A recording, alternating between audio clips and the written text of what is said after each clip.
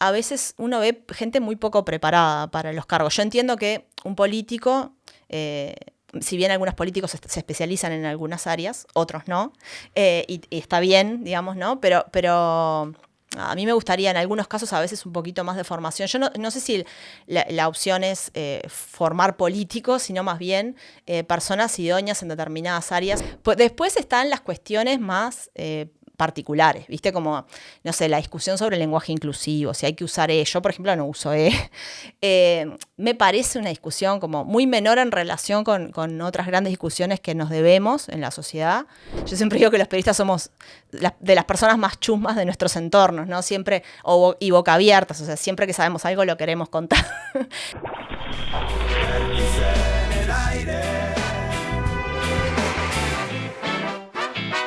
Muy buenas, nuevo capítulo de Vértice. Primero y antes de empezar con esta entrevista, queremos agradecer a el diario El País, que bueno, nos hizo mención por la nota de Patricia Madrid, y bueno, y además puso el link de la entrevista, así que nada, toca agradecer para ser buena gente.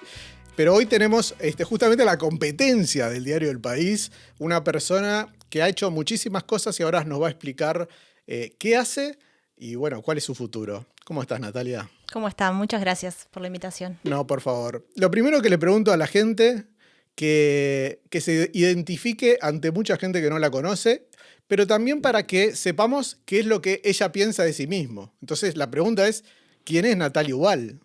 Bueno, seguramente hay muchas Natalías Ubales, pero bueno, yo soy periodista hace ya muchísimos años, quizás desde el punto de vista laboral es con lo que más me identifico y también soy docente, ¿no? Periodista y docente, así me identificaría desde el punto de vista laboral. Después, obviamente, tengo mis gustos. ¿Quién es Natalia Ubal? Es una persona que le gusta mucho escribir, por ejemplo, que le gusta mucho estar con sus hijos, que le gusta mucho disfrutar de la vida y muchas otras cosas más. ¿Y cómo empezó este bichito del periodismo? ¿En qué momento vos decís, acá me empezó a gustar, empecé a ver algunas cosas relacionadas y bueno, y a partir de acá fabriqué esta profesión? Bueno, mi entrada al periodismo se dio por el lado del deporte, del fútbol. Yo era muy fanática de Nacional desde muy chica por mi abuelo y iba todos los fines de semana a ver a Nacional. Entonces, en realidad, lo primero que quise hacer fue relatora de fútbol. pero bueno, y entonces por ese motivo empecé a interesarme ya de bastante chica. A los 14, 15 años empecé a averiguar un poco qué podía hacer. Que sabía que quería hacer la facultad, pero me quedaba un poco lejos porque todavía no había terminado el liceo, entonces empecé a hacer el IPEP, que es un instituto profesional ahí de enseñanza de periodismo, y ahí tomé una primera decisión que fue, tiene dos carreras, digamos, una más dedicada al periodismo deportivo y otra general, y elegí la del periodismo general, a pesar de que me gustaba el fútbol. Me incliné más por ese camino y me empezó a gustar mucho más, y bueno, me fui como progresivamente alejando un poco del fútbol, ahora ya no me interesa tanto, y bueno, metiéndome más en otros temas como la política, y que fue como el centro ahí de mi carrera hasta ahora. ¿Hace cuánto que estás metida en el periodismo? Hace, desde 2004, hace 20 años. ¿Y en la diaria? Y en la diaria hace 18, desde que nació la diaria en 2006. ¿Cómo te vinculas a la diaria? Bueno, en la diaria yo me enteré de que iba a salir un diario por una compañera de facultad. Yo estaba haciendo la facultad en ese momento. Me avisó que estaba por salir un diario nuevo que se llamaba La Diaria. Bueno, yo estaba trabajando en ese momento en el CLAE y en El Observador y fui a dejar mi currículum. Y bueno, cuando fui a dejar mi currículum me estaba yendo, Marcelo Pereira, que era el director de la diaria en ese momento, me dice, hola, ¿quién sos? ¿Qué dejaste? Le digo, dejé mi currículum. Me dice, no, el currículum no me sirve para nada, dame algo que hayas escrito. Y bueno, ahí le llevé unos cuentos, porque yo escribía cuentos, ficción, y bueno, le dejé eso. Le gustó y bueno, me hicieron algunas pruebas y arranqué unos meses antes de que saliera el diario a la calle, que fue en marzo de 2006, y un par de meses antes empecé a trabajar. ¿Hay algo extraño, o por lo menos no tan frecuente, en la diaria, sobre todo con los diarios más de punta, que es una cooperativa? Sí, es una cooperativa. Ya desde el inicio fue un tanto caótico, como son los inicios de todos este tipo de proyectos. Pero ya a los pocos meses de que nació el diario, los que fueron sus fundadores, que fueron un grupo de personas que entendían que era necesario un diario de esas características en Uruguay, calcularon un poco mal el tema de lo que precisaban en términos de inversiones y de lo que iban a gastar, etcétera. Entonces ya como a los 3, 4 meses de que nació el diario, nos vinieron a plantear a los trabajadores que estábamos en ese momento que teníamos que cerrar porque no daban los números. Y creo que ahí se constituyó el colectivo de La Diaria, porque fue como unánime la reacción de todos los que estábamos ahí de decir, no podemos bajar los brazos, tiene que seguir el diario, nos bajamos los sueldos, no cobramos, o sea, un montón de planteos así. Y ellos quedaron un poco sorprendidos porque simplemente iban a esperar que una aceptación y bueno, todo el mundo dijo que no. Y creo que ahí fue como empezamos a funcionar un poco más como colectivo. A partir de ahí, bien desde el inicio. Y la cooperativa formalmente se conformó en 2009, si no me equivoco. Ahí empezaron los trámites, no sé exactamente cuándo terminaron, pero bueno, fueron como algunos años hasta que se conformó la figura jurídica de la cooperativa. Y hasta ese entonces funciona como sociedad anónima y hasta hoy funciona también como sociedad anónima porque no todos los trabajadores que trabajan en La Diaria son cooperativistas. Y algunos están contratados porque hay gente que no quiere ser cooperativista o prefiere nada. O mucha gente, por ejemplo, en algunos tipos de distribución, en algunas áreas, no toda, pero algunas, lo entienden como algo safral y bueno, simplemente prefieren ser empleados que cooperativistas. Ahora, el tema del cooperativismo, ¿cómo va? Porque me imagino un tema económico, cada uno hace cosas diferentes. Por ejemplo, vos sos directora, es decir, no es lo mismo que una persona que es cooperativista y es directora y otra, no sé, que sale a entrevistar gente en la calle, tal vez, y no sé el tema de los tiempos.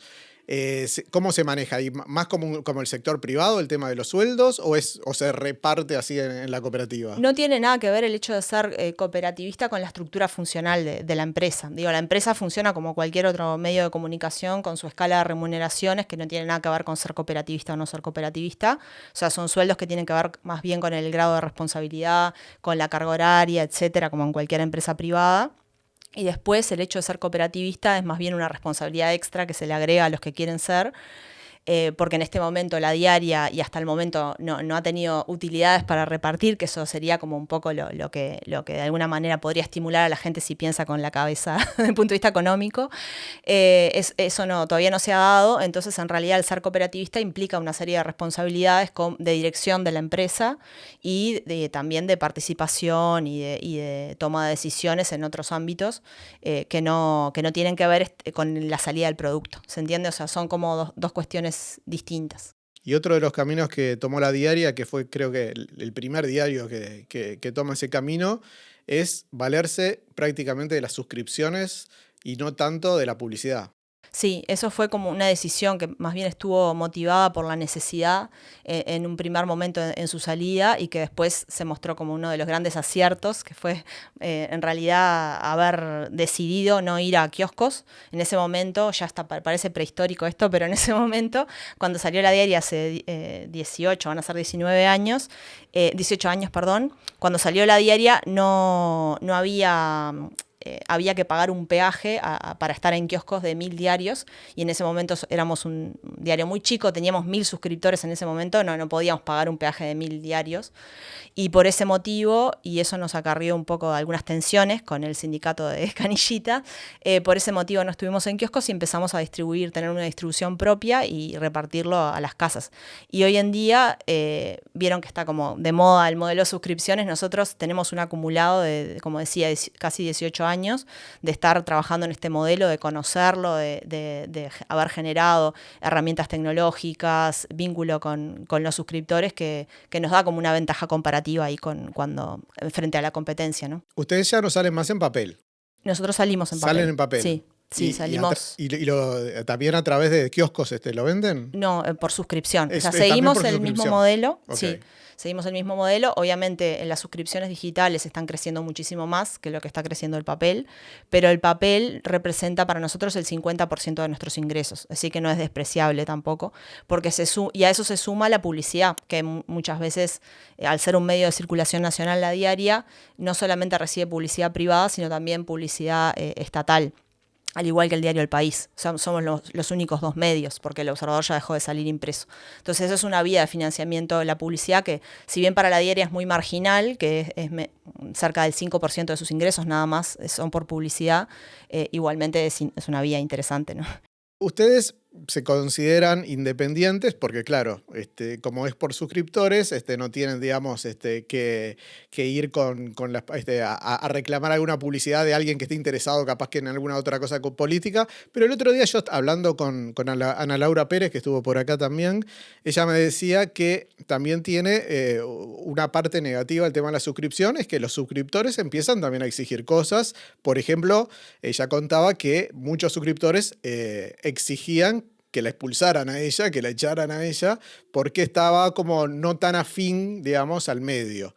La pregunta es, ¿hasta qué punto también las suscripciones y los suscriptores también forman parte de esa fuerza que un poco hace hacia dónde va la diaria, hacia dónde va el diario y hasta dónde ustedes se dejan inclinar, digamos? Sí, eso es algo que se está debatiendo mucho ahora en foros de medios, encuentros. El año pasado estuve en España con el diario ES en un foro, abriendo un foro y estábamos discutiendo de las suscripciones y ellos, que tienen un modelo parecido, que aunque se llaman socios, tienen un poco los mismos desafíos que vos estás diciendo, porque que sin duda, primero, para aclarar, son mucho menores que, digamos, los condicionamientos que lo que uno podría tener con un grupo empresarial o con un partido político, ni que hablar. O sea, toda la vida dame las suscripciones, pero hay un vínculo que hay que gestionar, digamos, y es un vínculo complejo. En el caso de la diaria es un vínculo además muy pasional de los suscriptores con el medio.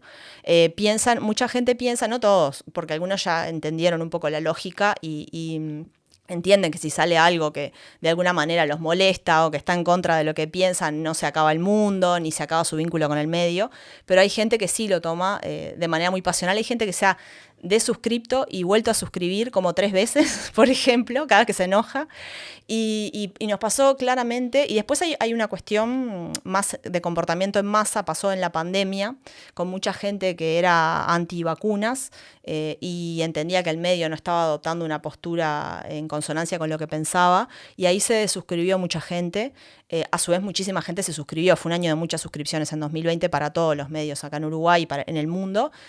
Pero después también, por ejemplo, pasa con Medio Oriente, con el conflicto en Medio Oriente, que también genera ese tipo de tensiones. Ha habido bajas también de suscripciones porque consideran que el medio, para los dos lados, ¿no? O que es pro-Israel o que es pro-Palestino. Entonces, bueno, sí, es complicado y genera sus tensiones y también, pero no te condiciona la independencia en realidad. Capaz que en algún momento puntual, como te decía, la pandemia te puede generar algún perjuicio económico marginal, pero no te condiciona tu independencia. Sí, además había escuchado que, por ejemplo, el documental de Astesiano lo hicieron también bancado por gente que puso plata para que lo pudieran hacer. Sí, exacto, íntegramente. De hecho, hasta sobró dinero y todo después de financiarlo. Y eso fue una experiencia súper interesante. Fue la primera vez que financiamos un audiovisual de esa forma. Fue muy, muy visto, además, el audiovisual y bastante satisfecha quedó la gente que puso dinero. Y fue además como muy lindo también en la instancia de presentación, que fueron todos quienes pusieron dinero y suscriptores a ver el documental. Sé que también están muy atentos a las métricas, a los números, y la gran pregunta es, uno al estar tan atento a las métricas, por ejemplo, de algunos titulares, de algunas cosas que pegan más que otras, ¿eso hace que haga más cantidad de ese tipo de cosas y deje atrás otras? ¿O cuál es el parámetro que ustedes tienen para decir, bueno, por más que a la gente le guste más esto, también tenemos que darle esto otro? Sí, me parece que es siempre un equilibrio, ¿no? Porque esto genera como muchas tensiones y discusiones en los medios. O sea, yo no me paro del lado de los que dicen no me importa lo que lee la gente, porque en realidad sí, obviamente que te importa. Primero te importa porque vos haces las cosas para que te lean, ¿no? Digo esto porque es una obviedad, pero muchas veces parece que no. A mucha gente no le queda claro. Ya no hago las cosas porque a mí me gusta. Sí, también porque a mí me gusta, pero fundamentalmente porque yo me quiero comunicar, quiero informar esto para que las personas lo lean. Entonces, que nos lean las personas es importante, eso por un lado. Pero por otro lado tampoco ponerse como fanatizado, como muchas veces en algunos medios uno ve, que están en el minuto a minuto de lo que más se está leyendo, y si hice este título así, voy a repetir este título a la enésima potencia porque funcionó, y sin entrar en esa rosca, medio que es un poco enfermiza, me parece que hay como un término medio ahí donde vos, por un lado, tenés que cumplir con un rol que es informar, con un servicio, es un servicio social, la información, por lo tanto, además de lo que se lee, que es muy importante, tenés que darle a la gente cosas que capaz que no se leen tanto, pero que son importantes para un nicho de personas, o son importantes para la ciudadanía, para conocer, para tomar decisiones, y bueno, capaz que no son tan leídas, pero son importantes producirlas, y después, obviamente, estar atento a lo que se lee. Y también reflexionar sobre por qué se lee tanto algo. Hay veces en que, pues también hay una tendencia a veces de los periodistas a decir, mirá, solo le importa las pavadas a la gente. Bueno, hay algo de esas pavadas que está atrayendo a las personas, o que consideramos nosotros que son pavadas. Bueno, capaz que su estructura narrativa, su hilo, capaz que está contando una historia y la gente le engancha en las historias, está hablando de personas. No sé, todas esas cosas me parece interesante analizarlas para después, cuando tengamos que contar las historias que consideramos que nos importan, capaz que tomar en consideración alguna de esas cuestiones para poder también utilizarlas en nuestros artículos. Sí, Ana Laura decía que ellos habían visto con sorpresa que le encantaba a la gente que cuando hablaban de comida, por ejemplo, y era una de las cosas más vistas en el país, por lo menos. Sí, eso es un tema. En la diaria pasa algo bastante similar. Gastronomía, de hecho, algunos medios súper importantes están teniendo sus secciones especializadas de gastronomía. A mí en particular es un tema que me interesa muchísimo. Entonces también entender que las personas tienen también sus distintas facetas en la vida, y bueno, capaz que te interesa muchísimo la política, también te interesa la gastronomía, te interesan las mascotas, te interesa, ¿no? Entonces me parece que cubrir todo ese ámbito de intereses es importante. Bueno, hablamos que cambiaron mucho los medios, ahora está todo digitalizado, y también acaba de surgir la inteligencia artificial, que también podemos hablar ahora un ratito. Pero una de las cosas que me pregunto es por qué las redes, que es la gente un poco informando ellos mismos de determinadas cosas, también se ha desarrollado mucho. Entonces la pregunta, porque yo me acuerdo que cuando yo era joven, la agenda la formaban los diarios. Es decir, de acuerdo a lo que decían los diarios, era lo que se hablaba todo el día. La pregunta es, ahora con todos estos medios, con las redes, ¿sigue siendo el diario el que forma la agenda? Ahora me parece que se ha complejizado bastante ese ecosistema, donde ya no está jugando el rol central que jugaba los grandes medios, digamos. Hay muchísimos otros actores que están jugando, no solamente los que producen información en redes sociales, los influencers, los canales alternativos, todo ese ecosistema, sino también las propias empresas y partidos políticos y Estado, que cada vez están más profesionalizados, sus equipos de comunicación, y por lo tanto muchas veces generan materiales de comunicación que a veces los medios, que están muy precarizados y están con poca gente, terminan tomando esos materiales. Entonces, ¿quién marca la agenda? Capaz que antes era más sencillo de decir, ahora me parece un tema muy complejo, y hay mucha interacción, ¿no? Muchas veces los medios nos marca la agenda en las redes sociales, la discusión en redes sociales. Pero también la discusión en redes sociales está marcada a veces por noticias que publican los medios tradicionales. Entonces me parece que hay como un ida y vuelta ahí. Bueno, hablé recién de la inteligencia artificial. La pregunta es, ¿la diaria cuánto la usa? Y vos, en lo personal, ¿cuánto usás la inteligencia artificial? La usamos para cuestiones básicas como la transcripción, por ejemplo, de audios. La usamos también en el tema audiencias, para ver, por ejemplo, tenemos una herramienta que nos sugiere, a raíz de, por ejemplo, publicamos una nota que es muy leída, te sugiere posibles temas de continuación de eso, ¿no? Temas asociados a esa nota que publicaste que puedan ser objeto de futuras notas, ¿no? Para ese tipo de cosas bastante básicas, todavía no la usamos, no la hemos usado, y no hay consenso para usarla en el diario para producir textos. Pero estamos en un proceso como de consultoría, con una consultoría externa para evaluar un poco hasta dónde vamos a ir con esto. Es claro que es como un tema central para los medios de comunicación, la inteligencia artificial. Entonces, primero estar como muy informados de lo que está pasando, de lo que hacen otros medios en otras partes del mundo, y después ver qué decisiones tomamos, ¿no? Sobre todo porque también escuché que cada vez cuesta más retener también a los periodistas, capaz que sí a los jóvenes, a los que comienzan, pero ya cuando se van formando, capaz que por el tema del sueldo y lo económico se empiezan a ir a otro lado. Entonces vos decís, bueno, capaz que la inteligencia artificial es una alternativa para algún tipo de, decir, para rellenar algún otro tipo de cosas, sobre todo pensando en el punto de vista más bien económico. Obviamente ahí no estamos pensando en el punto de vista laboral, ¿no? Sí, en realidad más o menos, porque te diría que como depende un poco de tu modelo, ¿no? Si tu modelo es tráfico, generar tráfico y masivo y etcétera, capaz que te sirve generar noticias como chorizos a través de la inteligencia artificial. Si tu modelo es las suscripciones, que apuesta más al vínculo con la comunidad, a la calidad, etcétera, no sé hasta qué punto, sin duda no va a ser un sustituto, pero hasta qué punto incluso te sirve estar generando notas sobre el pronóstico del tiempo o los servicios o los cortes de luz de manera automática. No sé, es un tema a analizar, pero hasta qué punto esas notas suman a tu ecosistema, ¿no? A tu comunidad de suscriptores. Estuvo Caetano por acá, porque sí, lo que nosotros somos muy autorreferenciales. Estuvo Caetano por acá y él decía que él era un hombre de izquierdas. No necesariamente de la izquierda así de uruguaya, sino de izquierdas en general. ¿La Diaria es de izquierdas? La Diaria tiene una definición que está ahí en su página web, que no habla de izquierda, pero habla sí de que está comprometido con la transformación social, ¿no? Con los derechos humanos, con los derechos de las personas. Digamos, obviamente en el ecosistema, si uno mira, ¿no? Si va a clasificar a los medios de comunicación en función de sus líneas editoriales en el ecosistema mediático uruguayo, es claro que está más del lado de la izquierda la Diaria, ¿no? Y cómo se ha posicionado respecto al gobierno actual, por ejemplo, o a los gobiernos anteriores del Frente Amplio.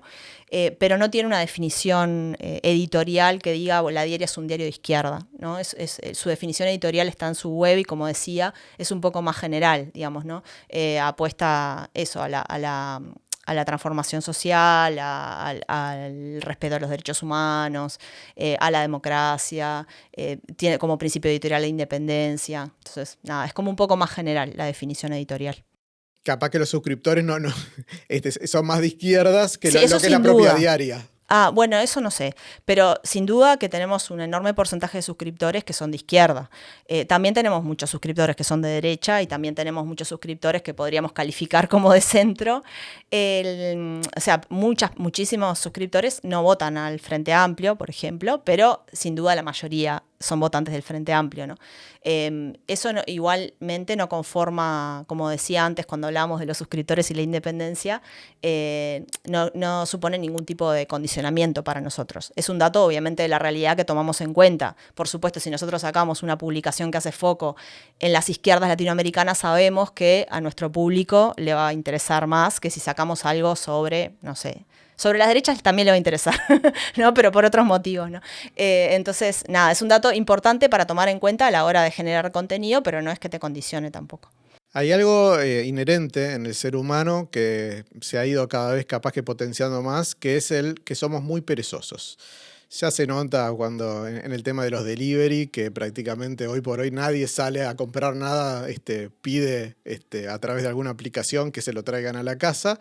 Y implementó algo la Diaria que es justamente para ese tipo de personas que somos perezosos y que no queremos ni leer la nota. Entonces ustedes tienen en algunas notas audio leído por ustedes mismos. Sí. Y la verdad que fue bastante exitoso cuando lo implementamos, los suscriptores lo celebraron bastante, porque bueno, también no solamente perezosos, sino que hay mucha gente que bueno, sobre todo en la edad que estamos, bueno, los 40, como estoy yo, por ejemplo, que estamos estamos con muchísimo trabajo, estamos con las obligaciones familiares, etcétera, cuidados, etcétera. Y bueno, muchas veces es una solución también. No tenés tiempo de sentarte a leer el diario, ni siquiera mirar las noticias en el celular, y estás cocinando, estás lavando los platos y estás escuchando las noticias. Eso funciona y el otro día estaba leyendo el informe del Instituto Reuters, que saca un informe todos los años sobre el futuro del periodismo, que hace encuestas a directores de medios, y ahí todo el mundo mundo estaba diciendo que creo que era de lo que más proyectaban hacer los medios en 2025, era generar productos de audio. Es decir, que es algo que se viene también, además del video, pero incluso más, en mayor medida que el video, el audio. Y bueno, y hablando un poco de eso, también generaron un podcast no hace mucho, ahora en las elecciones. ¿Cómo le fue con eso? ¿Cómo lo implementaron? Fue un streaming que hicimos de audiovisual que empezó en mayo, si no me equivoco, o sea, por el ciclo electoral, que se llamó Ciclo, y fue un streaming semanal que hicimos los jueves, y la verdad que estuvo muy bueno. Vinieron, bueno, muchos de los candidatos a presidente, vino Ojeda, vino Orsi, y después tuvimos ciclos especiales sobre, bueno, foco en temas que son de discusión en campañas electorales, como la salud mental y otro tipo de temas, los abordamos en profundidad. Tuvimos algunos informes históricos sobre campañas electorales. La verdad que estuvo muy bueno en términos de vistas, nos fue muy bien. No, como siempre pasa con estos productos, y ustedes lo sabrán, después el monetizar es otra historia. No queríamos igual, no era un objetivo del producto monetizarlo, simplemente era un objetivo como generar un producto distinto de cara a las elecciones, y la verdad que estuvo bastante bueno, me parece. ¿Y armaron el estudio ahí mismo en la diaria? Sí, lo armamos en la diaria, que tenemos un espacio grande, y lo hicimos ahí. ¿Y lo dejaron armado por si se les ocurre de vuelta Lo hacer dejamos algo? medio armado, sí. Porque es una lástima, capaz que teniendo eso no ir aprovechándolo, capaz que buscando otro tipo justamente ya que ustedes tienen varios suscriptores, además creo que tienen suscriptores para distintas cosas, no solamente, también Sí. Tienen como revistas y Tenemos eso. distintos productos, tenemos una revista cultural, una revista infantil, una publicación infantil, tenemos Le Monde Diplomatique, que es una revista de análisis internacional. Tenemos distintos productos y suscripciones a distintos productos. Antes de hacer nada, igual vamos a evaluar un poco la cuestión de la monetización que nos inquieta de este tipo de productos. A todos nos inquietas. ¿Cómo hacen para garantizar la información, la calidad de la información? Sobre todo pensando que, si bien vos me dijiste que si bien son una cooperativa, también se trabaja mucho como un diario común, pero también a mí me surge eso, ¿no? ¿Cómo hacen si hay alguno de la cooperativa que dice, me parece que no es por este lado que tenemos que ir, y el otro dice, no, estamos yendo por el buen camino? Vos decís cuando surge algún tipo de discusión. Exactamente, sobre algún tema en particular, como por ejemplo pudo haber surgido con el tema de las vacunas. Sí, bueno, ahí justo no hubo tanta discusión, pero con otros temas sí hay. Y, por ejemplo, Medio Oriente es un tema bastante discutido, y otros más. Ahí, nada, como en cualquier redacción, intercambiamos opiniones. Se discutió, por ejemplo, mucho, te pongo un ejemplo. Cuando surgió el tema Penades, nosotros accedimos a un informe que estaba en la justicia, una declaración, varias declaraciones de los testigos, o sea, el escrito de la fiscal, creo que en ese momento era, de la fiscalía, y tenía muchos detalles de declaraciones de testigos sobre cosas que había hecho o no había hecho Penades, y nosotros lo publicamos con bastante detalle. Y eso generó una discusión grande en el diario, porque muchas personas entendieron que estábamos revictimizando a las personas que estaban declarando. De hecho, también las propias personas y la abogada defensora plantearon como algún reparo ahí, y se generó una discusión grande sobre eso. Más que nada no por el hecho de discutir simplemente, sino para a futuro ver en casos similares qué conducta tendríamos que llevar adelante. No hubo consenso, seguimos teniendo visiones distintas al respecto, pero bueno, te diría que mayoritariamente se entendió que capaz que habíamos dado demasiado detalle.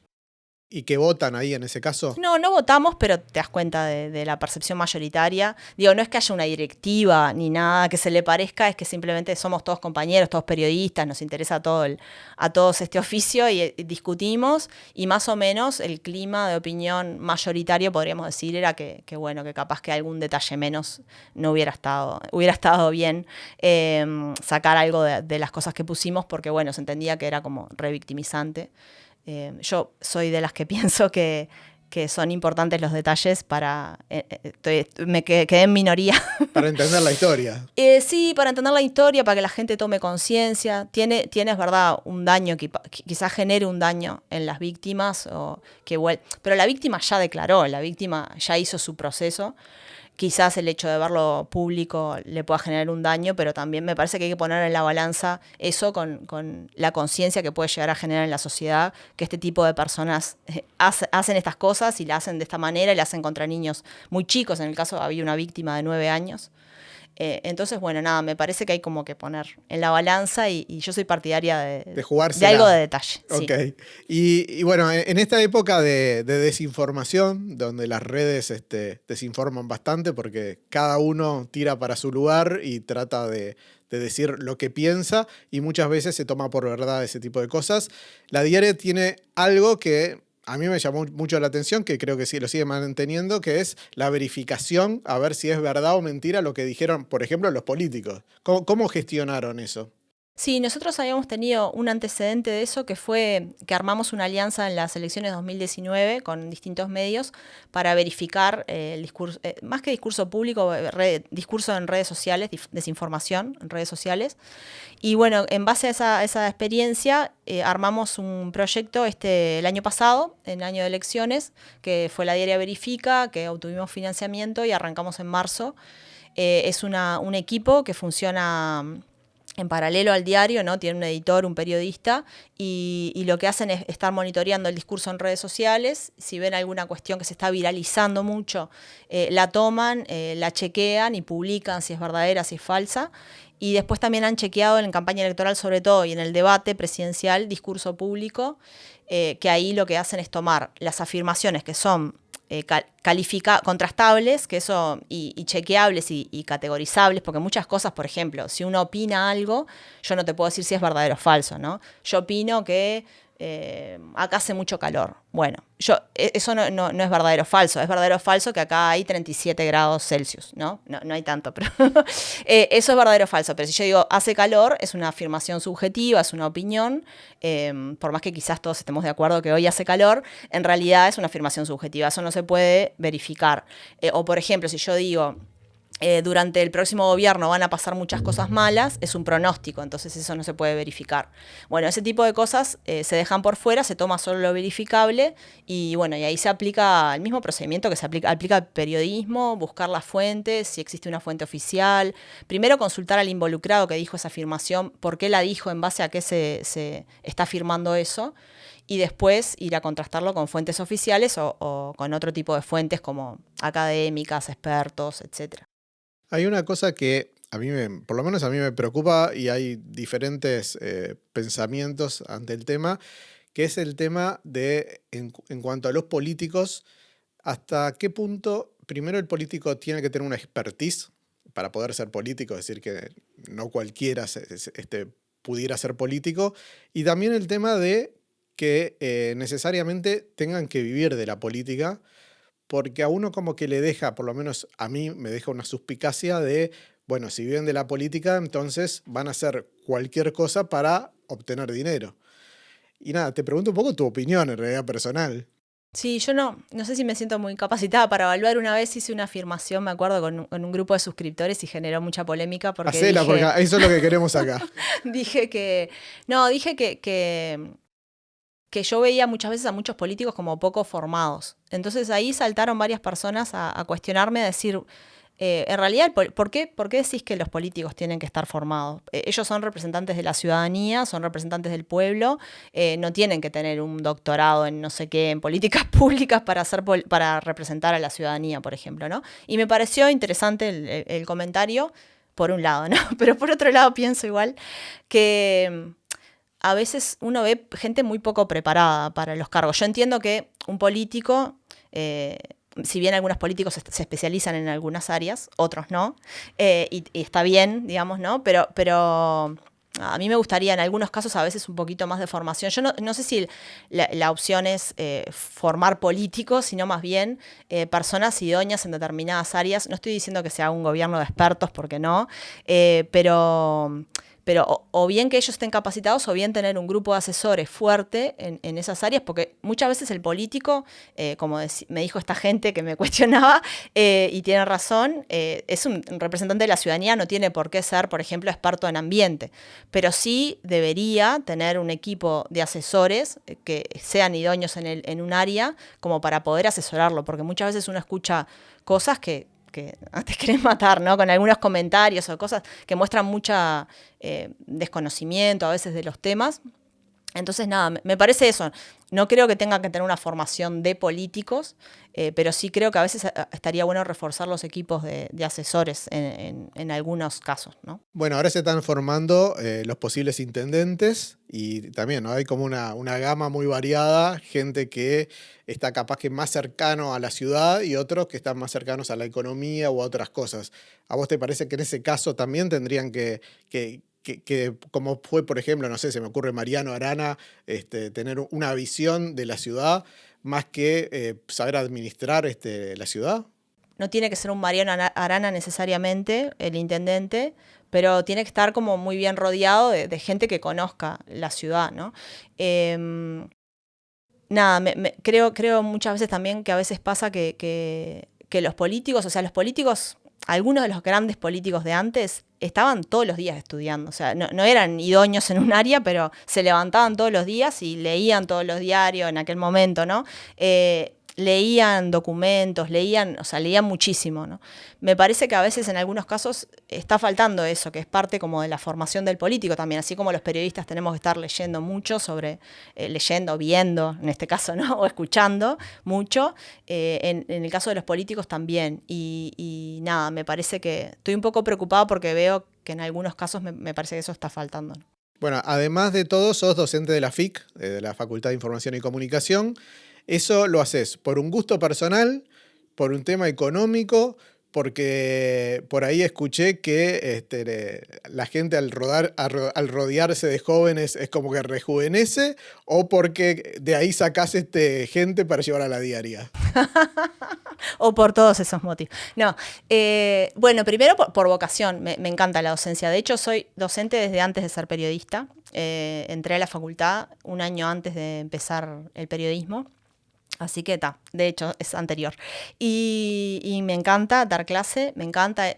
He pasado también por momentos de crisis a veces, bueno, que me he preguntado, nada, como pasamos todos, sobre todo en algunos momentos y con algunas generaciones, de decir, o estoy cansada, o no estoy dando en la tecla, pero inmediatamente al otro año ya como que eso se renueva, y es como vos decís, bueno, como han dicho otros, estar en contacto con gente joven, primero, nada, a vos te aporta muchísimo, ¿no? Desde un punto de vista egoísta, además de que vos también, supongo yo y espero aportar algo de conocimiento, aportar experiencia. Yo siento también que estoy devolviéndole a la universidad mucho de lo que me dio también la universidad pública, que yo hice la Universidad de la República. Entonces es una manera como de devolverle a la sociedad también lo que me dio, pero además también yo recibo muchísimo. Hay mucha gente que pasa por mis clases que termina en la diaria, así no puedo negar,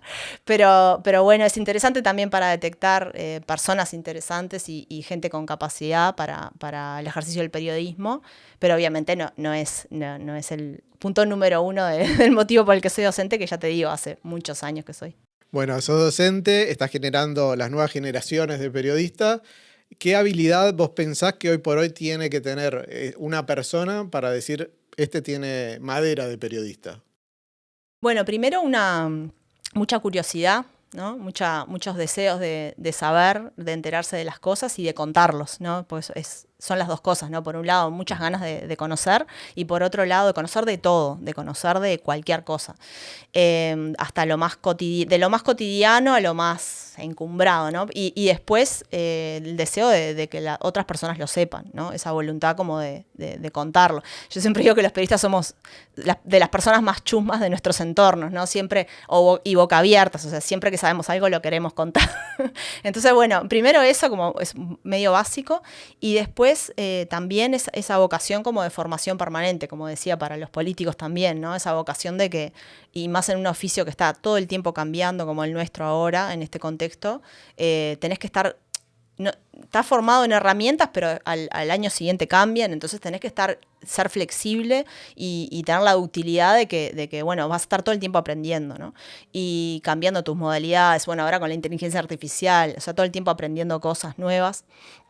Creo que esas dos cuestiones son las centrales. Y después también la ética, ¿no? Que a veces en el mundo actual parece que ya no importa tanto el tema de los valores y hay gente que hace saludos nazis y no pasa nada. Pero bueno, los valores son muy importantes en el periodismo porque es un oficio de mucha responsabilidad. Y cuando tenés mucha responsabilidad tenés mucho poder de dañar también, que viene asociado digamos, al poder de comunicar, también viene asociado a una gran responsabilidad porque tenés un gran poder de daño también. Poder de transformación, pero también poder de daño. Entonces, ser muy conscientes del poder que uno maneja para poder usarlo con honestidad intelectual primero, ¿no? Y con mucho cuidado y respeto de las personas después, ¿no? ¿Hasta qué punto la gente que tiene poder, en este país que hay muchos que tienen poder, están influyendo en los medios? Sí, el tema de la concentración mediática es un tema que para el que obviamente es necesario la regulación, pero que no se soluciona solo con la regulación. De hecho, con la Ley de Medios de 2014, por distintos motivos, nunca se puso en práctica para desalentar la concentración mediática. Recuerdo que la URSEC del último gobierno del Frente Amplio libró los telegramas colacionados o intimando a los medios a deshacerse de las frecuencias cuando ya sabía que había perdido las elecciones. Es decir, que hay un poder fáctico ahí que más allá de que exista la regulación, hay un deseo de los políticos de estar en buenos términos en cualquier circunstancia con los grandes grupos mediáticos. Entonces ahí tenés un problema más fáctico y después hay un problema como de condiciones de producción, ¿no? Y de ecosistema mediático. Es decir, la concentración existe porque es un oficio que todavía no hemos logrado encontrar un modelo sustentable que sustituya al modelo anterior que sí era sustentable. Muchas veces, además, al principio del siglo XX en Uruguay a los medios lo financiaban los propios partidos políticos, ¿no? O la Iglesia Católica, por ejemplo. Entonces, tampoco es que fueran súper sustentables y independientes en aquel momento, pero está claro que si vos no lográs un modelo de independencia para sustentarte, te va a tener que financiar un gran grupo empresarial o un partido político. En Uruguay no pasa tanto con los partidos políticos, pero sí con los grupos empresariales que están concentrando, y ahora extranjeros, están concentrando muchos medios de comunicación. Entonces hay un problema ahí básicamente de financiamiento. Más allá de que yo soy partidaria de la regulación y me parece un retroceso la ley que aprobó este gobierno de medios, que cambió la otra, porque alienta mayor concentración, pero no creo que se resuelva con una ley, ¿no?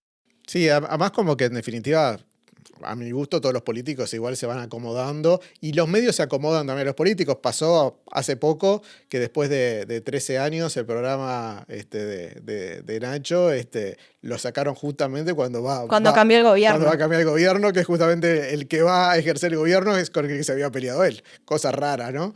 Entonces es como que hay un jueguito entre ambos, ¿no? Entre tanto el poder de los políticos como el poder de los medios, ¿no? Como que un poco se reparten la cosa. Sí, sin duda.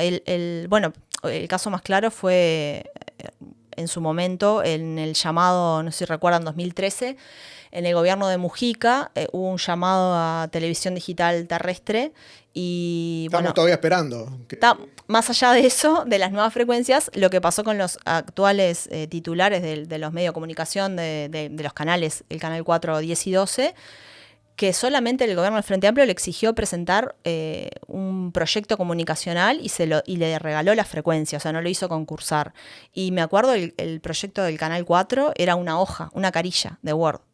Entonces, bueno, otros emprendimientos que presentamos, no sé, 400 páginas de proyecto comunicacional, ahí ves un poco, y ahí era un gobierno del Frente Amplio, ¿no? Había como cierta fantasía en los gobiernos del Frente Amplio de que los dueños de los medios podían llegar si se congraciaban con ellos, podían llegar a ser más suaves o buenos con ellos, y en realidad vimos que digamos, por ejemplo, antes que se fuera al Frente Amplio del poder, cuando surgió Un Solo Uruguay, los dueños de los canales de televisión apoyaron el movimiento Un Solo Uruguay, que era muy crítico en aquel momento del gobierno de turno, ¿no? Entonces no parece haberle funcionado mucho la estrategia. Vos hiciste periodismo en los dos gobiernos, digamos, en el del Frente Amplio y ahora que no ganó el Frente Amplio. ¿En cuál te fue más fácil ejercer la profesión? Los dos gobiernos, en Uruguay por suerte pienso yo que es bastante fácil ejercer la profesión. Hemos tenido con este gobierno nuestros encontronazos públicos, de hecho, también, porque la diaria cubrió con bastante el caso Astesiano, hizo punta en eso y cuestiones que complicaron al gobierno, y la diaria es un medio que claramente desde ese punto de vista editorial era opositor a este gobierno. Entonces, yo qué sé, recuerdo declaraciones de la calle Pou cuestionando nuestro trabajo, cuestiones así.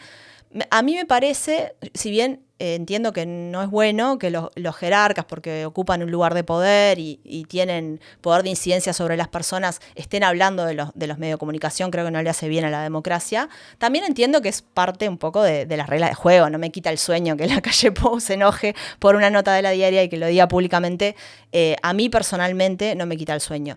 Entiendo igualmente que a otras personas puede llegar a ejercer como una especie de presión, ¿no? Mirá, nos dijo esto, está hablando, ¿no? Me siento mal, capaz que la próxima vez que haga una nota me reprimo un poco. Entonces, no está bueno que ese tipo de declaraciones las hagan los jerarcas porque de alguna manera para algunas personas pueden condicionar su trabajo. Capaz que para otras no nos importa, pero para algunas personas sí. Entonces, en ese sentido, ha habido muchas declaraciones públicas, no solo de la calle Pou, de otros notorios senadores del Partido Nacional, por ejemplo, cuestionando el trabajo de la prensa, llamándonos de cualquier cosa, de mandaderos.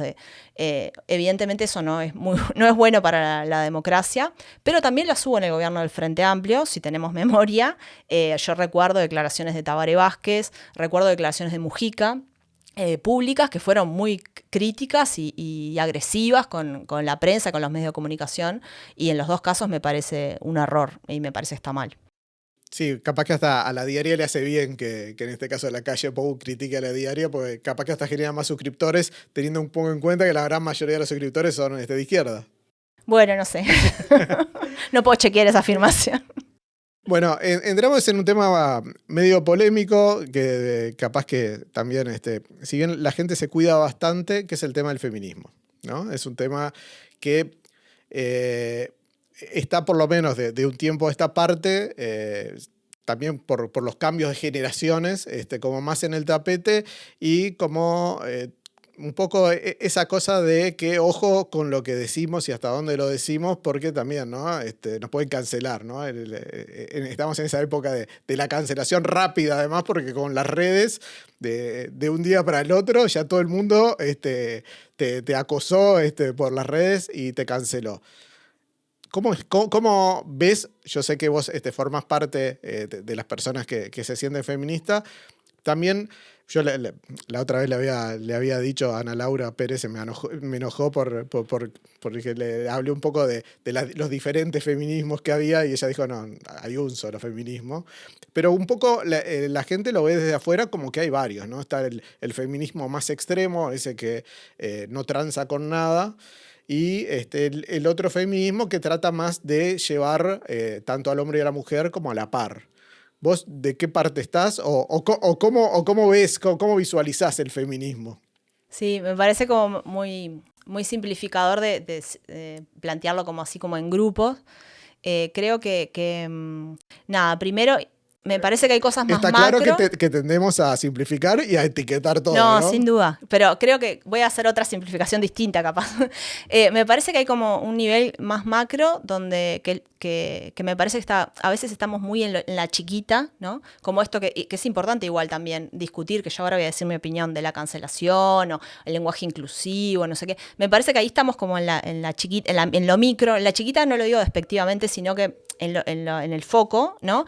Pero me parece que tenemos que dar un paso para atrás y mirar a nivel macro lo que ha significado el movimiento feminista o los movimientos feministas. Yo no tengo problema en decir que hay varias tendencias y perspectivas, y a mí me parece que sí, que hay distintas perspectivas desde las cuales, y hay distintas personas también, ¿no? Con sus propias personalidades, ¿no? Etcétera. Pero más allá de eso, el movimiento feminista, si lo miramos en su globalidad, ha significado un avance revolucionario para la historia de la humanidad. Es decir, las mujeres estábamos recluidas en nuestras casas hasta hace pocos años, salimos al mercado laboral, estamos todavía luchando para que nos paguen lo mismo, para ocupar cargos de poder, eso todavía no lo hemos logrado, pero logramos que se entendiera, por lo menos en amplios ámbitos de la sociedad, aunque te diría que capaz que estamos en otra etapa distinta, donde estamos en la reacción, ¿no? Estamos viendo los discursos de Milei, de Trump, capaz que esto que decimos que acá en Uruguay hablamos de la cancelación, pero en otros lados ya dieron una vuelta de rosca más y están ya tratando de frenar esto. Entonces, primero hay que ser, me parece a mí, muy conscientes de eso. Estamos en un momento histórico en el que todos esos avances revolucionarios que tienen que ver con la igualdad entre hombres y mujeres, en el ámbito laboral, pero también en el ámbito del hogar, en el ámbito doméstico, que los varones entiendan que precisamos también nuestros tiempos, nosotras de ocio, que tienen que colaborar a la par de las mujeres en las tareas de cuidado, porque no es que haya, más allá de la cuestión biológica de tener un hijo y amamantarlo y etcétera, todo lo demás lo podemos compartir y está bueno que lo compartamos, es justo además. Entonces, todas esas cuestiones que parecen tan evidentes no lo son y son objeto de luchas políticas. Entonces, para tener claras las cosas, me parece a mí que tenemos que ser muy conscientes de que todo eso está queriendo ser frenado por muchos grupos conservadores. Entonces, en esa disputa yo me paro claramente del lado de los avances y de seguir avanzando. Eso por un lado, ¿no? Pues después están las cuestiones más particulares, ¿viste? Como, no sé, la discusión sobre el lenguaje inclusivo, si hay que usar E. Yo, por ejemplo, no uso E. Me parece una discusión como muy menor en relación con otras grandes discusiones que nos debemos en la sociedad. Pero perdón, que a los que partieron el lenguaje inclusivo, pero tampoco, no me pongo ni en el lado de, tenemos que usar como bandera el lenguaje inclusivo, ni tampoco en el lado de, el lenguaje inclusivo va a terminar con nuestro idioma. Pero viste que tenés que pedir como un perdón ahora, viste que pediste un perdón porque hay como una cosa de ataque, ¿no? O sos así o bueno, o estás y del después otro ahí voy lado, a ¿no? este otro punto que vos preguntabas, que me parece muy, muy, muy negativo, digamos, ¿no? Para los vínculos sociales, toda esta cuestión de este fervor de que o te cancelo o sos el anticristo porque dijiste no sé qué. Nada, me parece que en términos ya más políticos, de discusión política, no me gusta esa actitud en ningún ámbito de la vida, digamos, ¿no?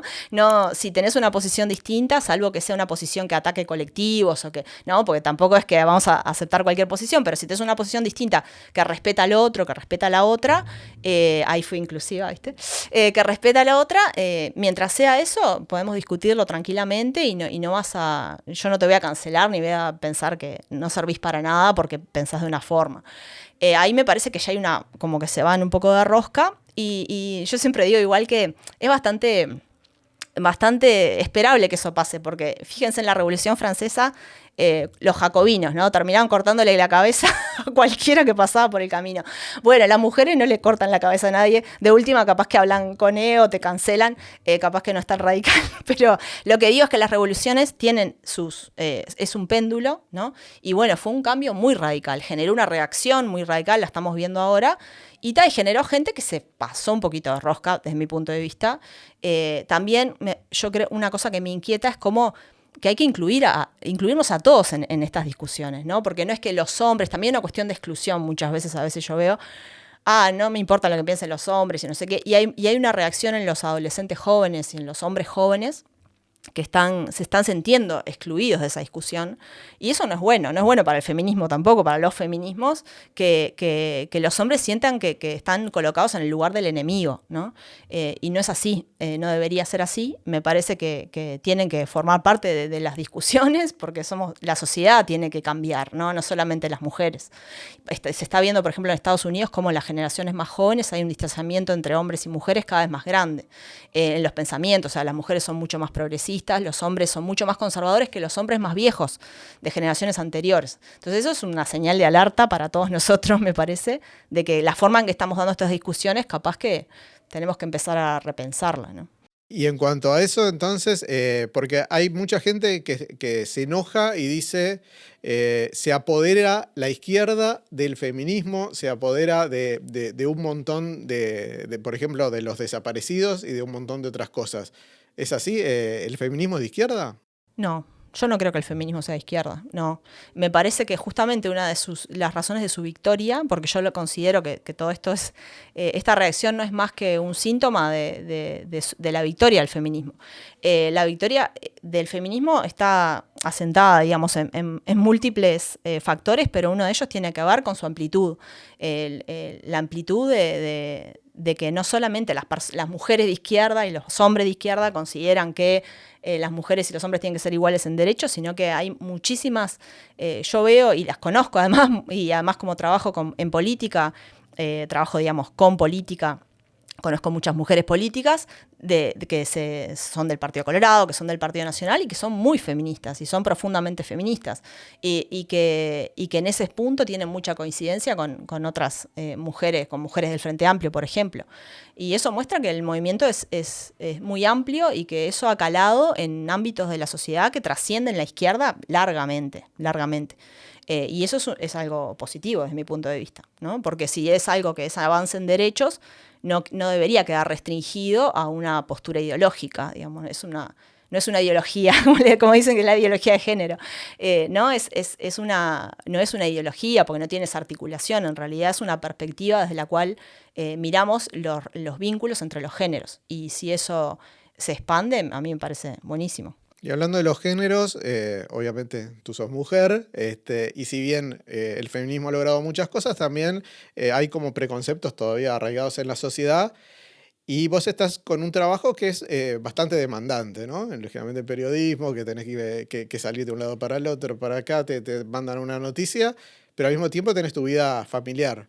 ¿Cómo haces para que la vida familiar y el periodismo fluyan y vayan tranquilamente por la vida?